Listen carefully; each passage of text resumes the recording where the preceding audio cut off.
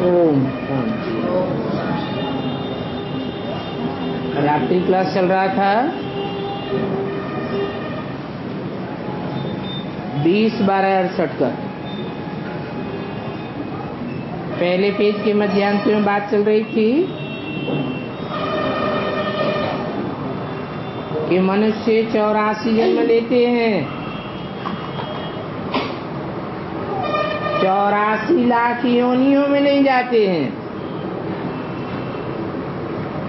अर्थात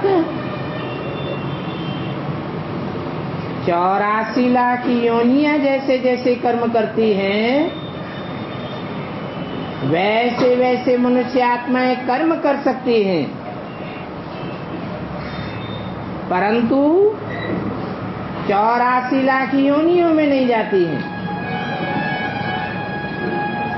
84 लाख योनियां तो होती हैं, परंतु मनुष्य आत्मा ज्यादा से ज्यादा 84 जन्म लेती है।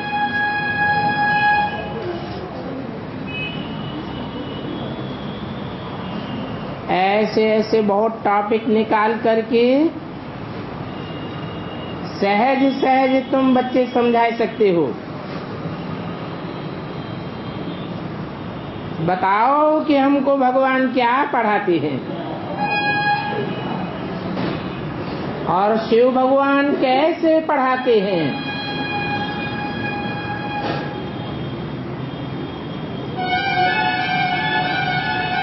भगवान है तो जरूर नई बात बतावेंगे,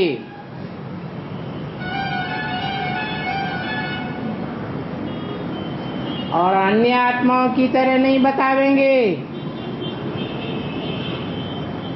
क्योंकि भगवान तो निराकार है। जरूर कोई न कोई तन में प्रवेश करके बतावेगा।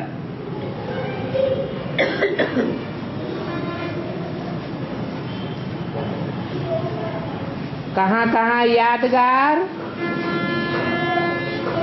मंदिरों में बैल भी दिखाती हैं।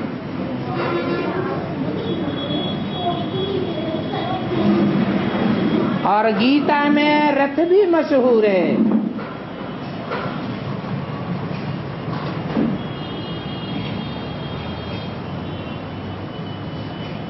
शिव निराकार है, ज्योति बिंदु है। ज्योति बिंदु का बड़ा रूप शिवलिंग बनाया है। वो शिवलिंग भी निराकारी स्टेज की यादगार है, क्योंकि जिस भी मनुष्य रूपी रथ में प्रवेश करते हैं, वो हाथ पांव नाक आंख कान आदि इंद्रियों के स्मृति से परे हो जाता है। इसलिए निराकार की यादगार शिवलिंग मंदिरों में रखी हुई है। परंतु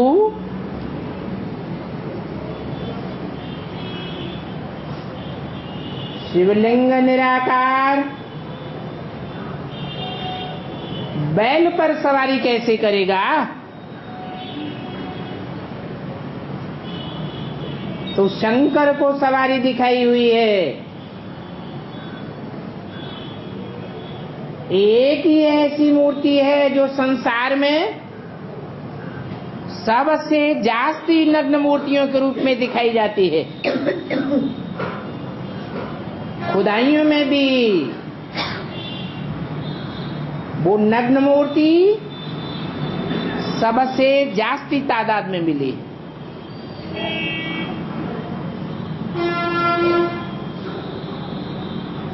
मूर्तियों के रूप में, विग्रह के रूप में शंकर की मूर्ति कहो, तीर्थंकर की मूर्ति कहो, एक ही मूर्ति सबसे जास्ती तादाद में मिली है। बाकी उससे जास्ती तादाद में शिवलिंग मिले हैं।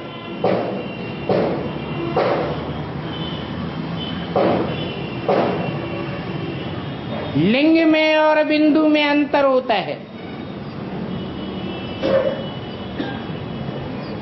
जैसे बाबा मुरली में कहते हैं, सूक्ष्म रूप को याद नहीं कर सकते हो तो मेरे बड़े रूप को याद करो।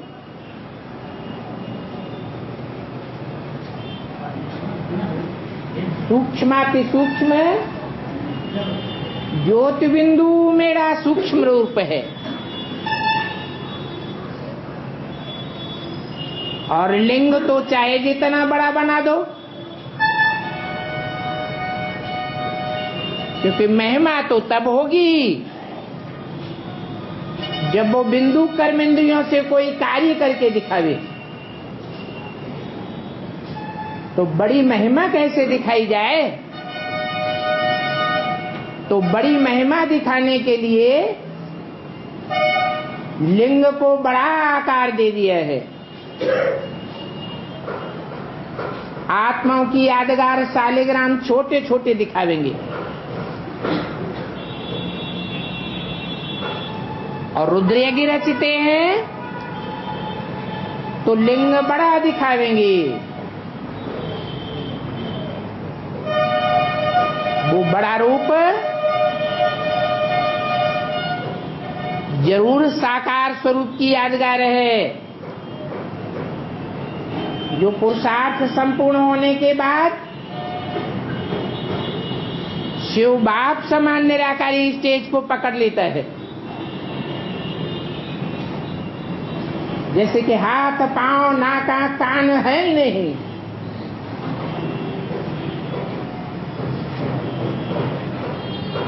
बाकी ऐसे नहीं है कि शंकर को कर्मेंद्रियां होती ही नहीं है। इतनी याद में गहराई होती है कि कर्मेंद्रियों की स्मृति नहीं रहती। वो स्टेज दिखाने के लिए शिवलिंग दिखाया गया है और उसमें बिंदु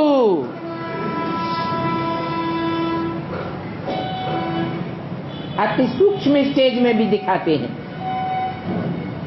जो शिव की प्रवेशता की यादगार है।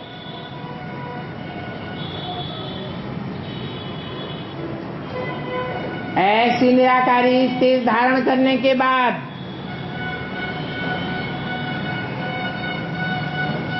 दुनिया की कोई भी जानवरियत के स्वभाव वाली आत्मा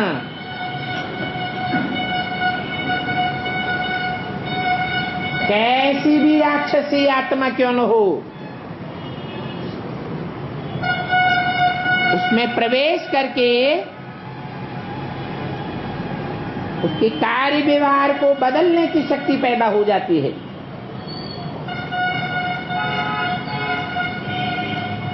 जैसे कि एटमिक एनर्जी बनाने वाले बड़े बड़े वैज्ञानिक अति सूक्ष्म बुद्धि वाले हैं,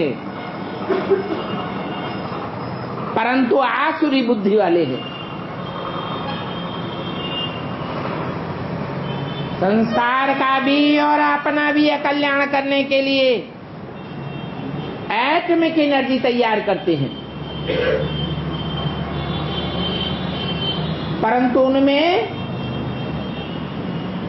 वो सात्विक साहस नहीं है जो विश्व कल्याण के लिए उस एटमिक एनर्जी का प्रयोग कर सके।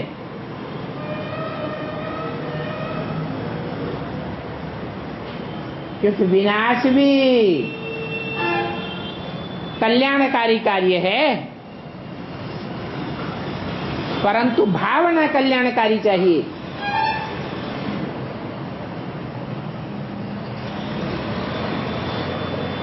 बड़ा कार्य है जो संसार में और कोई नहीं कर सकता। कोई भी धर्म पिताएं आते हैं, अपने अपने धर्म की स्थापना करते हैं, वृद्धि करते हैं,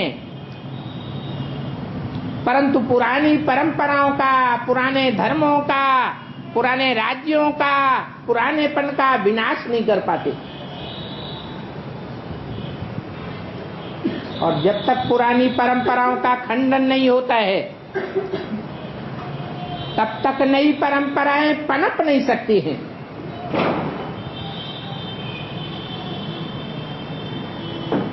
तो स्थापना तो चाहिए। स्थापना के कार्य के लिए ब्रह्मा को दिखाया हुआ है, परंतु ब्रह्मा की पूजा नहीं होती है, क्योंकि स्थापना का कार्य तब तक अधूरा है, तब तक संसार में प्रत्यक्ष नहीं हो सकती स्थापना, जब तक पुरानेपन का विनाश न हो, पुराने धर्मों का विनाश न हो। पुराणखंडी साधु संत महात्मा, पंडा पुजारी मौलवी पोप, इनका पराभव न हो जाए, तो वो कार्य निराकारी स्टेज में ही संभव है। ऐसी निराकारी स्टेज धारण करने वाले को आत्मनिष्ठ कहा गया है गीता में, और बोला है कि आत्मनिष्ठ व्यक्ति सारे संसार की भी हत्या कर दे तो भी उसके ऊपर कोई पाप नहीं लग सकता।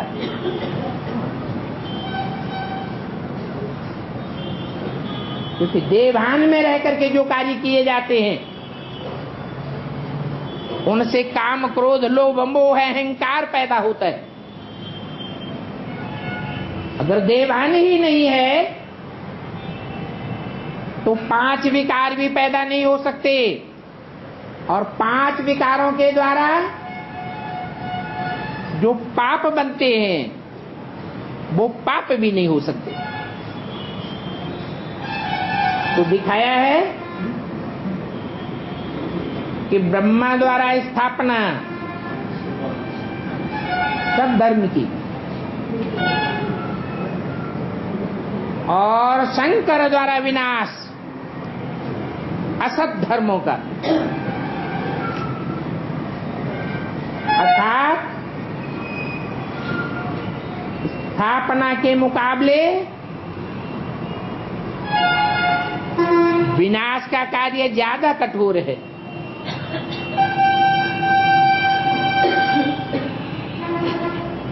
और वो कठोर कार्य कठोरता के आधार पर ही संपन्न हो सकता है।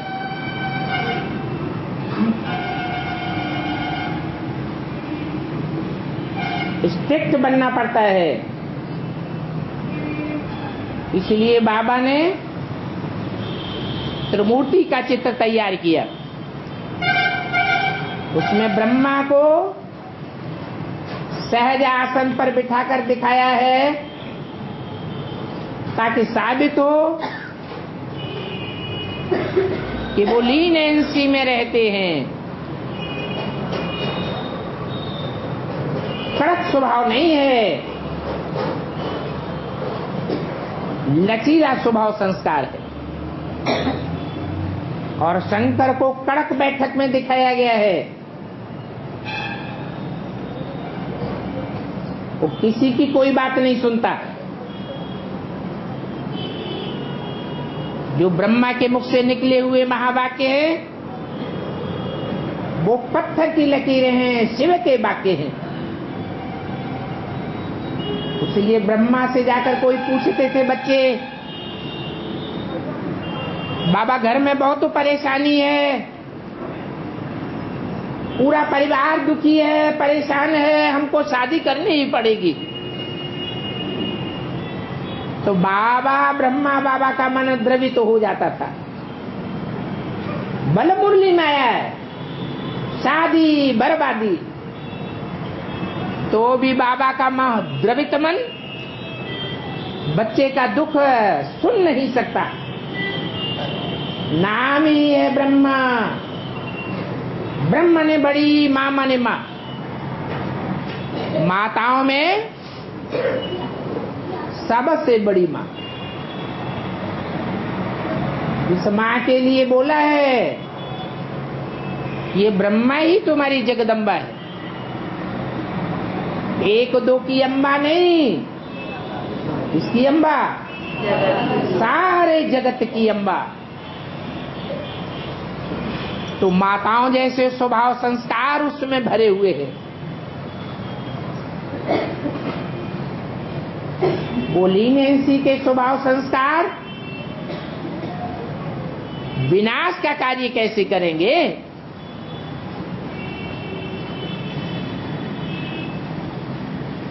मन द्रवित हो जाता था। कोई मकान बनाने के लिए पूछते थे, बाबा काम नहीं चलता है, पुराना मकान हो गया है, बहुत दुखी है, किराए पर कहां तक लेते रहेंगे, किराए देने वाले मालिक बहुत परेशान करते हैं। तो भी बाबा का मन द्रवित हो जाता, परमिशन दे देते। बल मुरली में बोला हुआ है, प्रॉपर्टी नहीं बनानी है, सब खलास होने वाला है।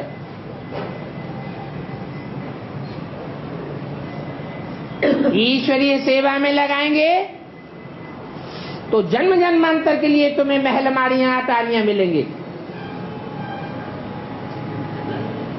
लौकिक सेवा में लगावेंगे तो एक जन्म के लिए सुख मिलेगा, वो भी कोई जरूरी नहीं मिले मिले न मिले। लेकिन ब्रह्मा बाबा का द्रवित मन शिव की मुरली को भी काट देता था। अब शिव की मुरली ही तो ब्रह्म वाक्य है। ब्रह्म वाक्य के लिए गायन है, ब्रह्मम वाक्यम जनार्दनम। ब्रह्म वाक्य ब्रह्मा का वाक्य नहीं है, किसका वाक्य है? शिव का वाक्य है। तो बड़ा अंतर पड़ जाता था। वो माता का पाठ था। गायन है, त्वमेव माता च पिता त्वमेव। तू ही मेरी माता है, तू ही मेरा पिता। ये तू कह करके किसको संबोधित किया जाता है? कौन सी आत्मा के लिए? शिव के लिए। लेकिन वो शिव का रूप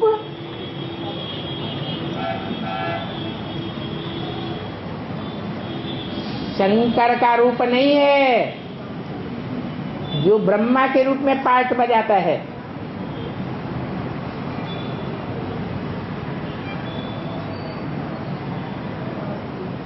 माताएं बच्चों के कल्याण के लिए पति से भी अड़ जाती है। इसलिए बैल का अड़ियल स्वभाव दिखाया जाता है।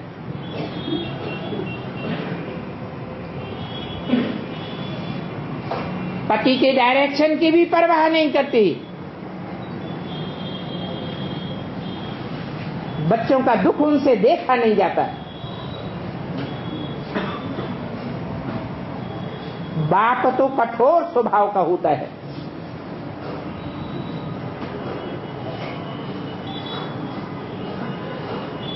तो शिव के दो पार्ट हैं, एक ब्रह्मा के रूप में और एक जगत पिता। जगतम पितरम वंदे पार्वती परमेश्वरो।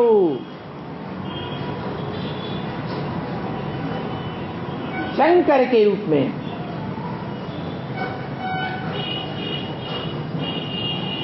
जो बैल को शंकर में मंदिर में दिखाया जाता है,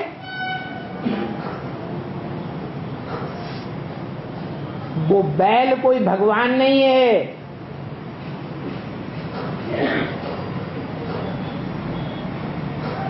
वो तो भगवान की सवारी मात्र था। ब्रह्मा कोई भगवान नहीं है, भगवान की सवारी मात्र था। भगवान माता के रूप में नहीं आते, भगवान तो सदैव पिता के रूप में संसार में प्रत्यक्ष होते हैं। माता तो पति से कंट्रोल्ड होती है, भगवान किसी से कंट्रोल्ड नहीं हो सकता। वो तो सारी दुनिया के ऊपर शासन करने वाला है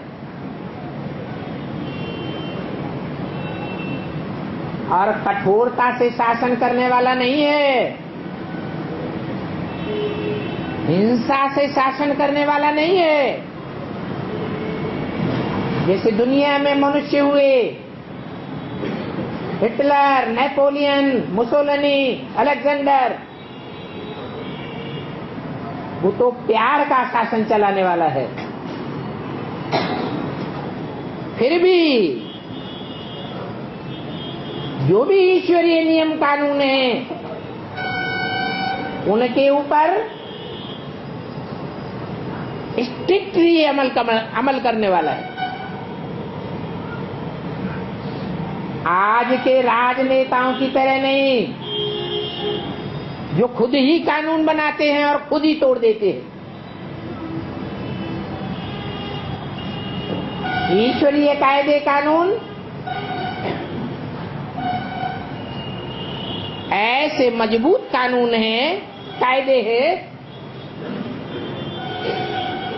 जिन पर अगर मनुष्य चले तो अपने 84 जन्मों को सुखी बना सकता है,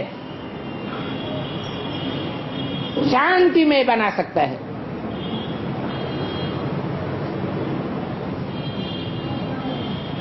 तो बताया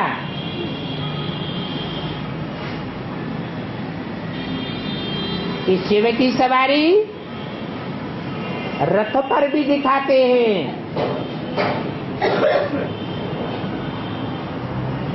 और शिव शंकर भोलेनाथ की सवारी बैल पर भी दिखाते हैं।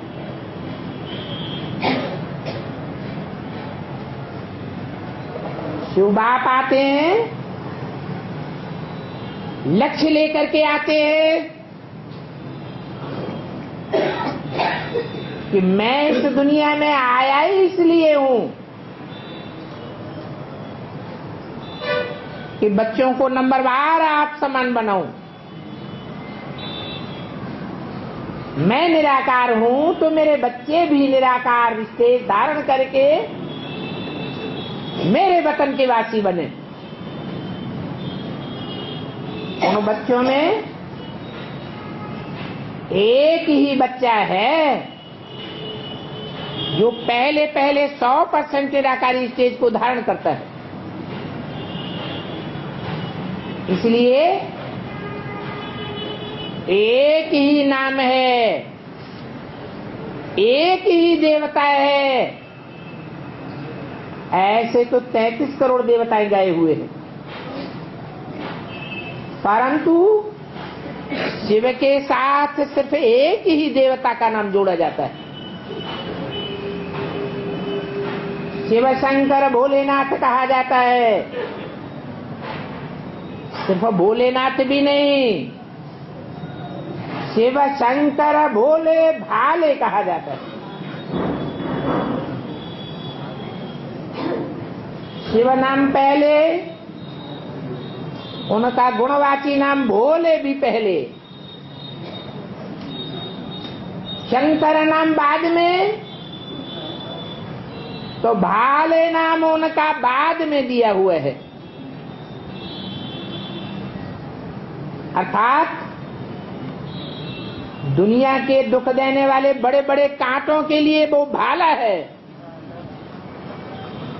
और सुखदायी फूलों के लिए वो बड़े से बड़ा फूल किंग फ्लावर, कमल का फूल है। इसलिए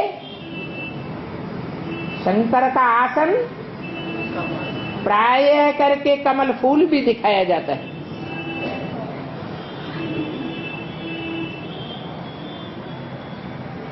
तो जो रथ पर सवार है वो रथ कमल फूल के समान स्टेज को धारण करता है। जैसे फूल कितना भी बड़ा हो परंतु बहुत हल्का होता है, हल्का स्वभाव संस्कार, कोई भी प्रकार का बोझ नहीं। जो बोझ अनुभव करते हैं जरूर देह अभिमान का बोझ है, जन्म जन्मांतर के पापों का बोझ है, नहीं तो एक सेकंड में निराकारी स्टेज बन जानी चाहिए। इसलिए मुरली में बोला भी है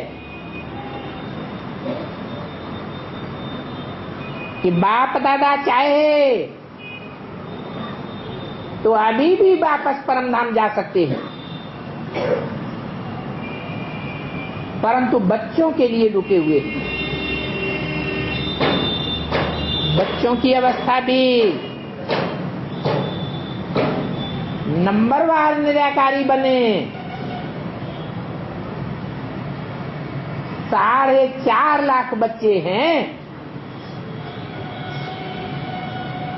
जो इस दुनिया में इस शरीर के रहते रहते निराकारी स्टेज बना लेते हैं।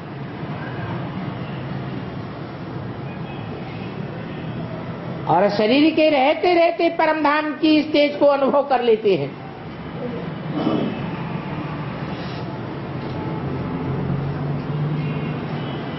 उनका ऑलराउंड पार्ट गाया हुआ है। पूरे 84 जन्म लेने वाली आत्माएं हैं जो ऑलराउंड पार्टधारी होते हैं नाटक में, वो हीरो पार्टधारी समान कहे जाते हैं।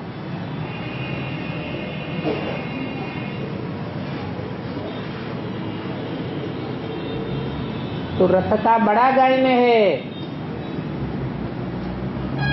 गीता के फर्स्ट पेज पर कौन सा चित्र दिखाते हैं? है? रथ का चित्र दिखाते हैं।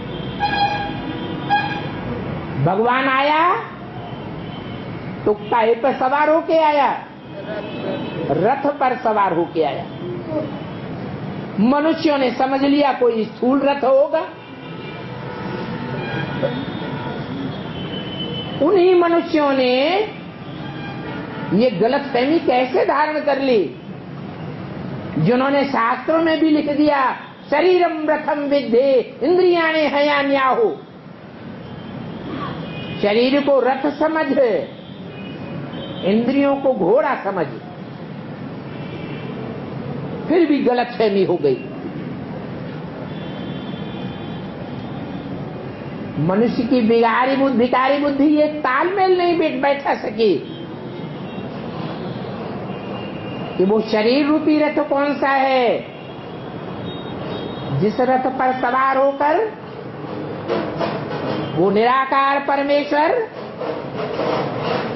इंद्रियों को कंट्रोल करता है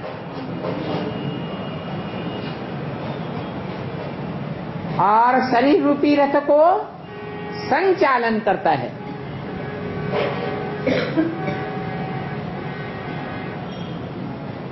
न समझ पाने के कारण उन्होंने कृष्ण का साकार का नाम लगा दिया। कृष्ण तो शरीरधारी है। शरीरधारियों को कलाओं में बांधा जा सकता है, भगवान तो निराकारी है। उसके लिए तो गायन है। मनुष्यों के लिखे हुए शास्त्रों में ही गायन है। कलातीत कल्याण कल्पांतकारी, कलाओं से अतीत है। 4 युगों रूपी कल्प का अंत करने वाला है।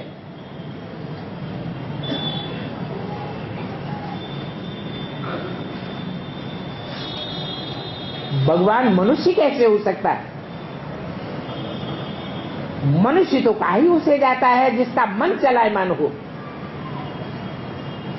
मन चलायमान है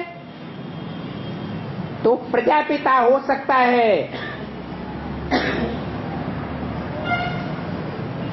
प्रजापिता की संतान प्रजा हो सकता है 500-700 करोड़ में से, लेकिन भगवान नहीं हो सकता। भगवान तो तब ही कहा जाएगा जब मन के ऊपर कंट्रोल कर ले। भगवान तो सदैव मन चैन में रहने वाला है, उसको मन का क्या काम। वो तो मनुष्य आत्माओं के भी मन को राजयोग के द्वारा कंट्रोल करना सिखाता है।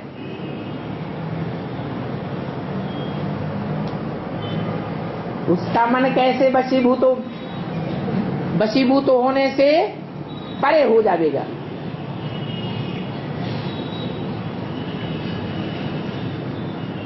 मननात् मनुष्य कहा जाता है,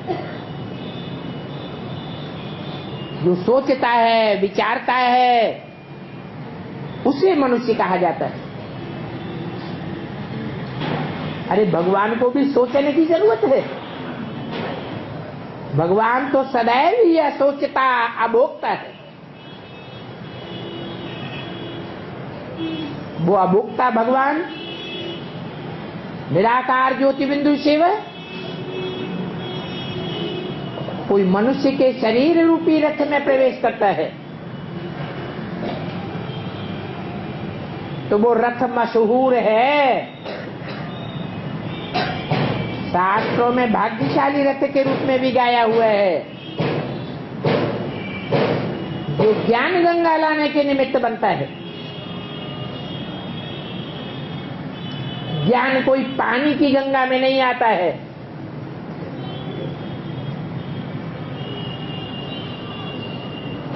चैतन्य गंगाओं में भी ज्ञान नहीं आता है। ज्ञान तो आता ही है 500-700 करोड़ मनुष्य शक्ति के बीच, जो सर्व मनुष्य मात्र का पिता है, सर्व मनुष्य मात्र का बाप है, धर्म पिताओं का भी बाप है। धर्म पिता है वो भी आदम को मानते चले आए हैं।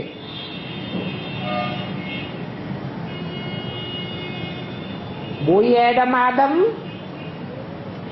भारतीय सभ्यता में आज देव शंकर के रूप में मान्यता प्राप्त है। जैनियों में उसे आदिनाथ कहा गया। वो आदिनाथ में वो परम पिता परमात्मा शिव संसार के सामने प्रत्यक्षता रूपी जन्म लेता है।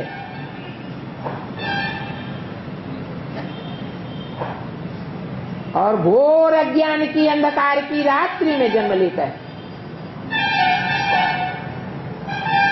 ऐसी अज्ञान की घोर रात्रि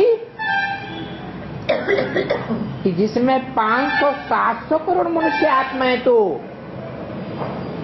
भक्ति के अंधकार में डूबी हुई होती ही है, परंतु उनमें से जो चुनिंदा श्रेष्ठ आत्माएं हैं, जिन्हें भगवान ब्रह्मा के रूप में ब्राह्मण बनाता है, वो ब्राह्मण आत्माएं भी ईश्वरीय ज्ञान लेने के बावजूद भी 63 जन्मों के स्वभाव संस्कार के अनुसार याद की पूरी प्रैक्टिस न होने के कारण शूटिंग पीरियड में फिर अज्ञान के अंधकार में डूब जाती हैं।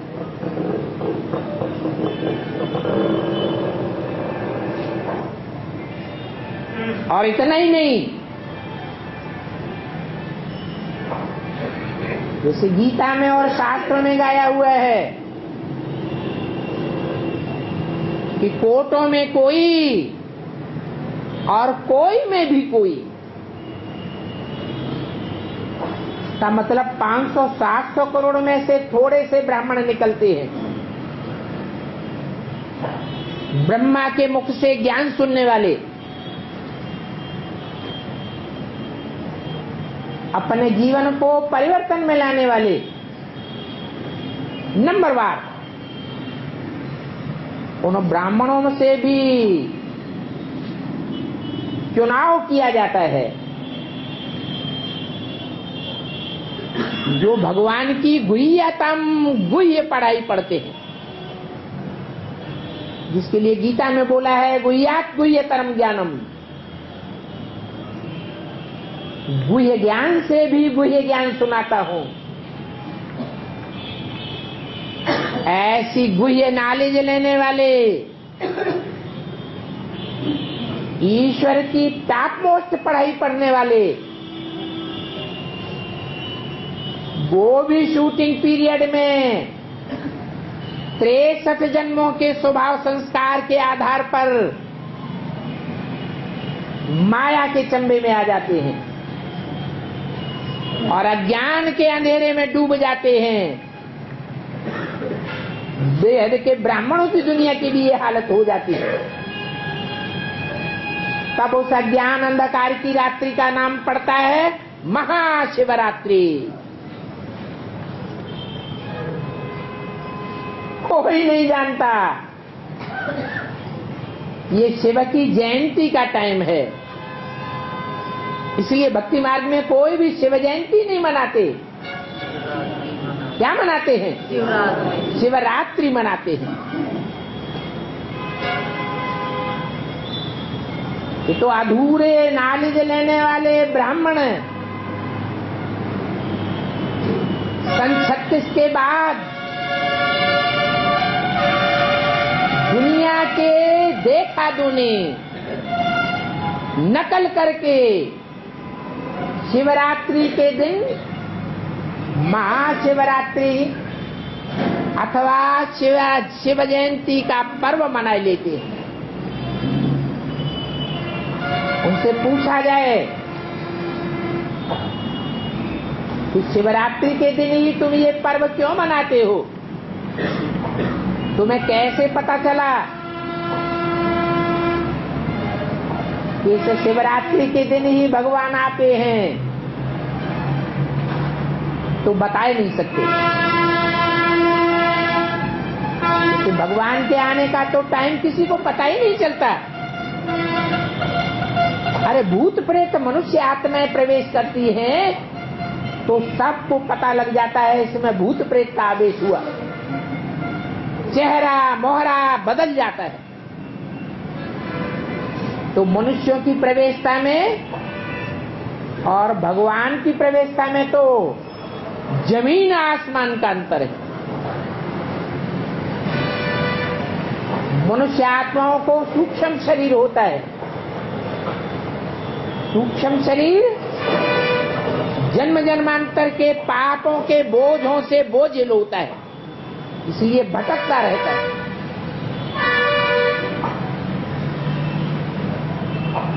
ऐसी बोझिल आत्मा जिस किसी भी मनुष्य में प्रवेश करती है तो उस मनुष्य की आत्मा दब जाती है, यहां तक कि उन्हें अपनी भी स्मृति नहीं रहती। जैसे गुलजार दादी में मनुष्य आत्मा ब्रह्मा प्रवेश होती है तो गुलजार दादी को अपनी स्मृति नहीं रहती, चेहरा मोहरा साफ बदल जाता है। परंतु भगवान की प्रवेशता ऐसी नहीं होती। परमपिता परमात्मा शिव की आत्मा में तो कोई भी पापों का बोझ नहीं है, वो तो कभी पापात्मा बनता ही नहीं। पाप आत्मा कहा जाता है, पाप परमात्मा नहीं कहा जाता। पुण्य आत्मा कहा जाता है, पुण्य परमात्मा नहीं कहा जाता।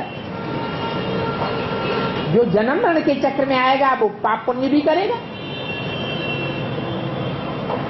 अरे परम पिता परमात्मा तो जन्म मरण के चक्र में ही नहीं आते, तो पाप पुण्य से उनका कोई भी लेना देना नहीं। इसलिए वो आत्मा तो हल्की फुल्की है और सदैव ही हल्की फुल्की है। जिस किसी भी मनुष्य रूपी रथ में प्रवेश करती है, भगवान के रूप में प्रत्यक्ष होना है अथवा ब्रह्मा के रूप में नहीं भी प्रवेश प्रत्यक्ष होना है, तो भी कब आती है कब जाती है किसी को पता भी नहीं चल सकता। इसलिए मुरली में बोला है, पता कैसे चलता है कि इनमें बाप भगवान है। इन्हें ब्रह्मा को पता चलता है क्या? ब्रह्मा को भी पता नहीं चलता, तो दूसरी आत्माओं देखने वालों को कैसे पता चलेगा कि कब भगवान आता है कब चला जाता है? इसलिए भगवान की प्रवेशता का जब पता ही नहीं चलता तो जन्मदिन कैसे मनावेंगे?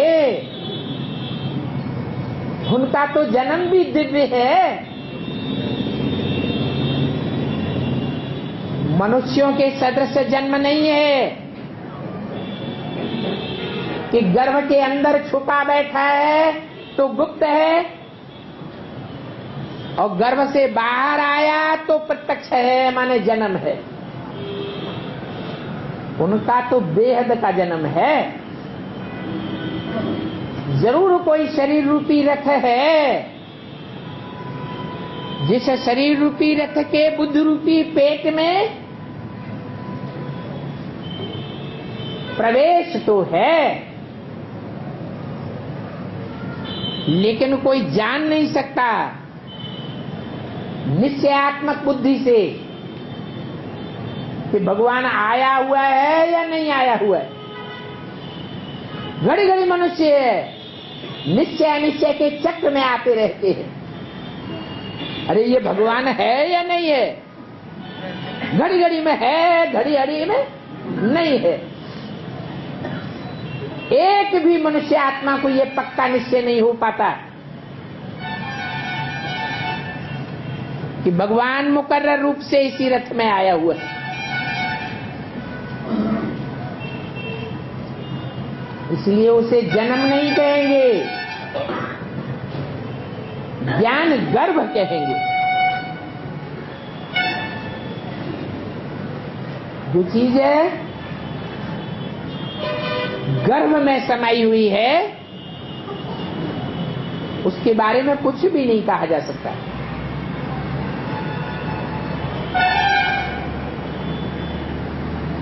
जब प्रत्यक्ष होता है तो ऐसे ही प्रत्यक्ष होता है बेहद के रूप में, जैसे हद की दुनिया में बच्चा प्रत्यक्ष होता है। बच्चा पहले किसके सामने प्रत्यक्ष होता है? माँ के सामने प्रत्यक्ष होता है। तो भगवान की रची हुई जो ब्राह्मणों की सृष्टि है, उस ब्राह्मणों की सृष्टि में कौन सा ब्राह्मण है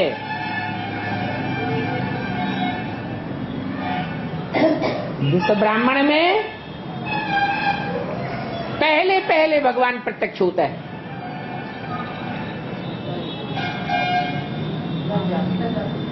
प्रजापिता। अभी तो आपने बताया कि अम्मा को प्रत्यक्ष होता है बच्चा। बच्चा गर्भ में आता है तो बाप को कुलुर बुलुर होती है पेट में कि अम्मा को होती है? माँ को होती है। माँ को पता चलता है। इस ब्राह्मणों की सृष्टि में कौन सी माँ है जिस माँ को साक्षात्कार के आधार पर अंदर ही अंदर ये अनुभूति होती रहती है जगदम्बा है। जगदम्बा दादा लेकर तो शरीर ही छोड़ गए। जगदम्बा अरे मुर्दों पे कैसे प्रत्यक्ष हो जाएगा? है जगदम्बा। जगदम्बा को अगर ये प्रत्यक्ष हो जाए पहले पहले कि भगवान बाप आया हुआ है, तो जगदम्बा रुद्रमाला का मणका नहीं है? है? जब रुद्रमाला का मणका है तो रुद्रमाला के मणके पुरुष हैं या स्त्री हैं स्वभाव संस्कार से? और पुरुष सब दुर्योधन दुशासन है या नहीं है? सब दुर्योधन दुशासन। इसलिए जो दुर्योधन दुशासन है वो कैसे जाने? पहले पवित्र आत्माओं को अनुभूति होनी चाहिए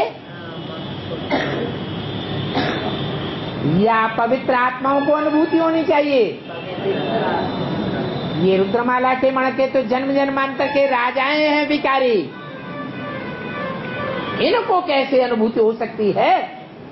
ये तो घड़ी घड़ी निश्चय और घड़ी घड़ी अनिश्चय के चक्र में आते रहते हैं।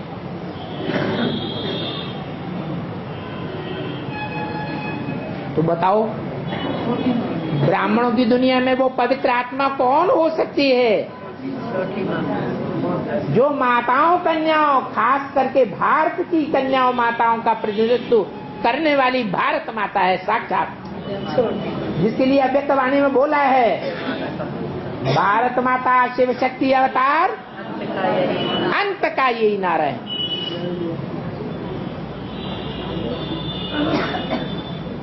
तो भगवान बाप प्रत्यक्ष होते हैं, बच्चे के रूप में नहीं, स्थूल बच्चे के रूप में नहीं। ये तो प्रत्यक्षता रूपी जन्म है। जैसे बच्चा प्रत्यक्ष होता है तो मां को पहले प्रत्यक्ष होता है, बाद में जो परिवार के लोग हैं वो पहले पहचानते हैं। घर परिवार के पहले पहचानेंगे, फिर मोहल्ला पड़ोस के लोग जानेंगे, फिर गांव वाले जानेंगे, फिर जनपद वाले जानेंगे, फिर दुनिया वाले जानेंगे। ऐसे नहीं कि सारी दुनिया के सामने एक साथ प्रत्यक्षता रूपी जन्म हो जाएगा।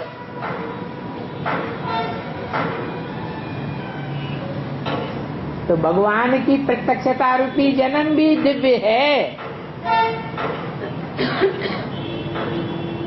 लौकिक सदृश नहीं है। जब प्रत्यक्ष होगा तो जिनके सामने प्रत्यक्ष होगा उनके अंदर जय जयकार के नगाड़े बजेंगे।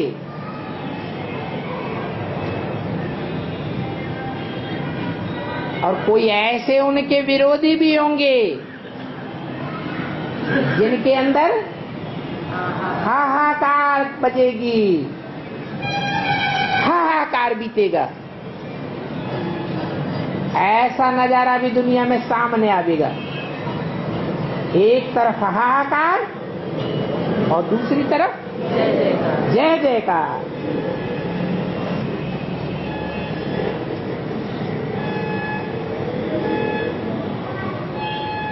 तब कहेंगे ज्ञान की गंगा प्रैक्टिकल में आ गई।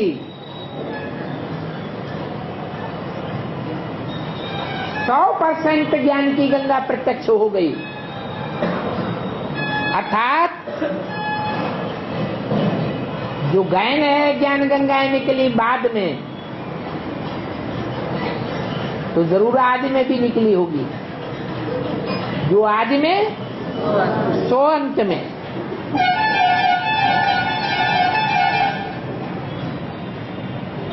अंत में ज्ञान गंगा प्रत्यक्ष हो जाती है। कैसे प्रत्यक्ष होगी? जरूर ईश्वरीय ज्ञान की सबसे जास्ती सेवा करने वाली होगी। भगवान बाप को संसार में प्रत्यक्ष करने वाली होगी। जो मुरली में बोला है कि बड़े बड़े सन्यासी जब निकलेंगे तो तुम बच्चों का नाम बाला हो जाएगा। इसका मतलब कि बड़े बड़े सन्यासी जो जन्म जन्मांतर की पवित्र आत्माएं हैं, पवित्रता के संस्कार को विरुद्ध को धारण करने वाली हैं, वो ज्ञान की गहराई को इतना उठाती है कि संसार में अज्ञानियों का और अज्ञान का खंडन कर देती है। जैसे भारतवर्ष में 1200 वर्ष पूर्व, 1400 वर्ष पूर्व शंकराचार्य ने भारत की चारों दिशाओं में विधर्मियों के ज्ञान का खंडन कर दिया था और भारत देश की चारों दिशाओं में 4 मठ स्थापन कर दिए थे।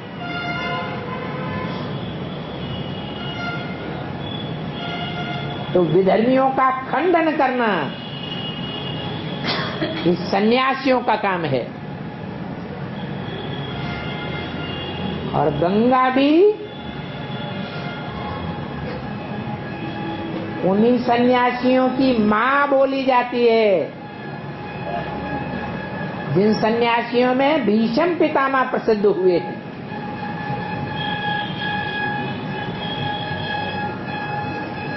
आज भी गंगा के किनारे जाके देखो, जब पुरुषार्थ की ठंडी का मौसम होता है तो आज भी वो सन्यासी गंगा के किनारे चौकड़ी मार के ऐसे बैठते हैं जैसे मेढक बैठा हुआ हो।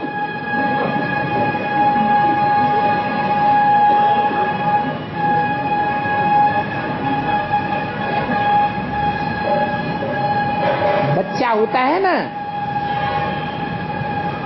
तो बच्चा मां की गोद के ऊपर सोता है।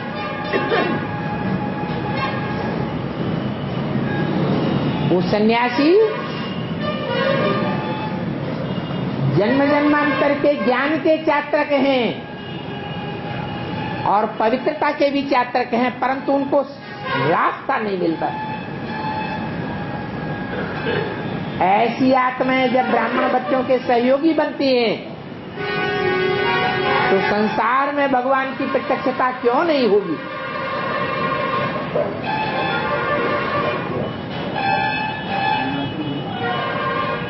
तो गंगा भी निकलती है, फिर और भी सहायक नदियां निकलती हैं, यमुना भी निकलती है, गोमती, घाघरा, सभी नदियां निकलती हैं। और अंत में जाकर के ब्रह्मपुत्रा नदी से मिलती है गंगा। किसकी पुत्रा है? ब्रह्मा की पुत्रा। ब्रह्मा की पुत्री है तो जरूर ब्रह्मा कुमारी होगी। और पक्की ब्रह्मा कुमारी होगी या कच्ची ब्रह्मा कुमारी होगी? पक्की ब्रह्मा कुमारी, पक्का ब्रह्मा को फॉलो करने वाली। वो ब्रह्मा कुमारी ब्रह्मपुत्रा नाम से संसार में प्रत्यक्ष होती है, जो सदैव ऊंची ऊंची स्टेज में पहाड़ों पर ही बहती है।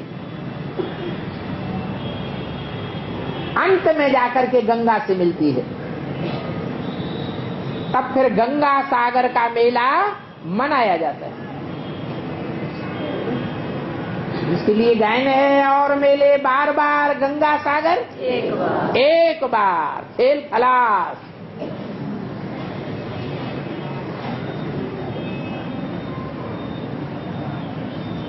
अब ये अंतिम गंगा सागर का मेला होने वाला है।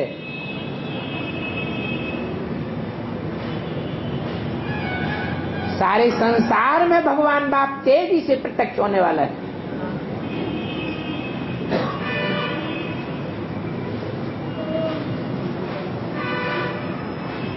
तो भागीरथ का नाम प्रत्यक्ष है और प्रसिद्ध है, क्योंकि ज्ञान गंगा को लाने के निमित्त बनता है। ज्ञान कोई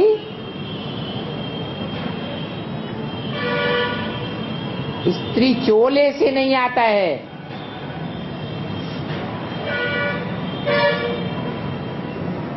ज्ञान तो भगवान से आता है।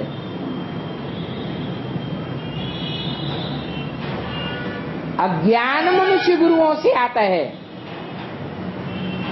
अज्ञान कहो, भक्ति कहो, ज्ञान तो एक बात ही देता है। परंतु ये जरूर कहेंगे, पहले पहले ज्ञान बुद्धि का विषय है। बुद्धि रूपी पेट में पहले रमण करता है।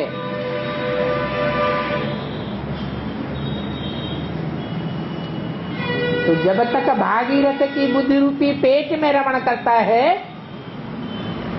तो उसका गायन होता है कि गंगा आई तो, लेकिन कहां समा गई? जटाओं में समा गई। वास्तव में जटाओं में नहीं समा जाती। ये तो जटाएं, ये बुद्धि रूपी खोपड़े में ही जटाएं निकलती।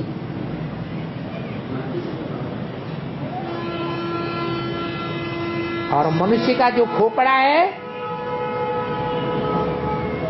वो जन्म जन्मांतर से विकारी है या निर्विकारी है? विकारी है। मानवीय बुद्धि अपने अपने तरीके से गीता का रहस्य बताती है, गीता की व्याख्या करती है, परंतु असली व्याख्या तो भगवान बाप ही करते हैं। यज्ञ के आदि में भी गीता के ही अर्थ बैठ सुनाते थे। अभी भी दुनिया में शास्त्रों के बीच में सर्वोपरि ग्रंथ कौन माना जाता है? श्रीमद् भगवत गीता। दुनिया के जितने भी वेद शास्त्र ग्रंथ हैं उनमें गीता ही सर्वोपरि है, जो भगवान की गाई हुई मानी जाती है। परंतु गलती से देहधारी का नाम डाल दिया। जो देहधारी देवकी माता के गर्भ से जन्म लेते दिखाया गया।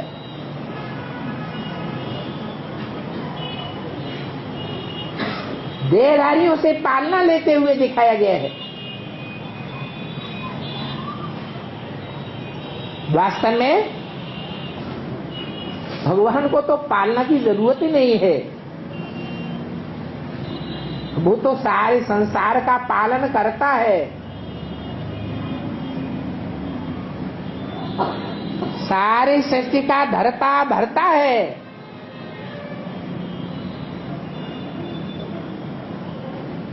भगवान की पालना और जन्म कौन देगा? वो तो सबका बाप है, बापों का बाप है। उसको तो सभी पुकारते हैं, क्योंकि सब पतित बन जाते हैं। तो सब पुकारते हैं, आओ पावन बनाओ।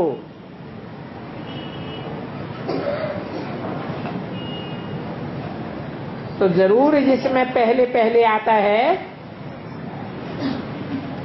वो भाग्यशाली मनुष्य भागीरथ कहा जाता है। जिसमें बाप की पहले पहले प्रवेशता होती है। बाकी गंगा की बात नहीं है, ज्ञान गंगा की बात है। मालूम कैसे पड़ता है कि इनमें बाप भगवान है? गंगा का पानी बहता है क्या? नहीं, जब ज्ञान की गंगा बहती है तो पता चलता है कि इनमें बाप भगवान है।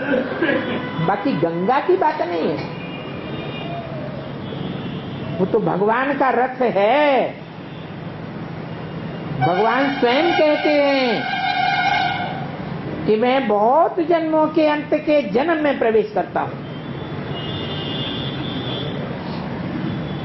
बहुत जन्म होते हैं 84, और 84 जन्मों का भी अंत का टाइम वो है जब भगवान बाप प्रत्यक्ष होता है।